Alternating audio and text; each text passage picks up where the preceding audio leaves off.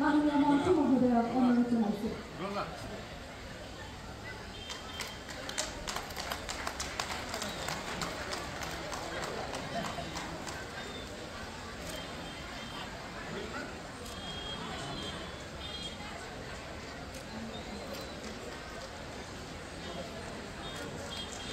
ইয়াৰ পিছতে আমি সম্বৰ্ধনা জ্ঞাপন কৰিবলৈ আগবাঢ়িছো।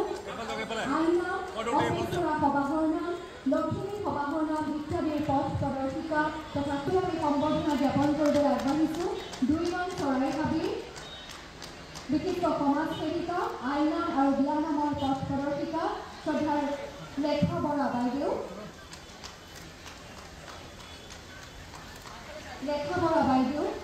এখনি মান এবাৰ আমি সম্বৰ্ধনা জ্ঞাপন কৰতে আগবাঢ়িছো। আঠাবাৰী নিবাসী 2005 প্ৰতিষ্ঠাতা শ্ৰদ্ধাৰ অৰুণ চেলেং ডাঙৰীয়া আপোনালোকে ভাল ভিডিঅ' আছে শ্ৰদ্ধাৰ অৰুণ চেলেং ডাঙৰীয়াক আমি এবাৰ আমি সম্বৰ্ধনা জ্ঞাপন কৰতে আগবাঢ়িছো। বিশিষ্ট সমাজ সেৱক আঠাবাৰী নিবাসী শ্ৰদ্ধাৰ কলিন্দ্ৰনাথ দাস ডাঙৰীয়া অসমৰ আদিম জনগোষ্ঠী ভূমিপুত্ৰ সোণোৱাল কছাৰী সমাজে বাইথ দেৱতাক তেখেতসকলৰ আৰাধ্য দেৱতা হিচাপে পূজা পাঠ কৰি আহিছে আৰু বাইথ দেৱতাৰ আশীৰ্বাদ লৈ এই সমাজখনে চাৰিমুঠি জীৱৰ মংগল কামনা কৰে আৰু এই বাইথ দেৱতাকে স্মৰণ কৰাৰ নিমিত্তে প্ৰত্যেক বছৰে খিং বাইথ পূজা আয়োজন কৰে।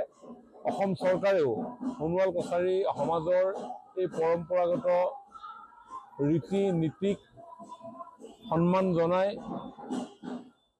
বিগত বছৰৰ দৰে এই বছৰো আমি খিং বাইথ পূজা আমি আয়োজন কৰিছোঁ।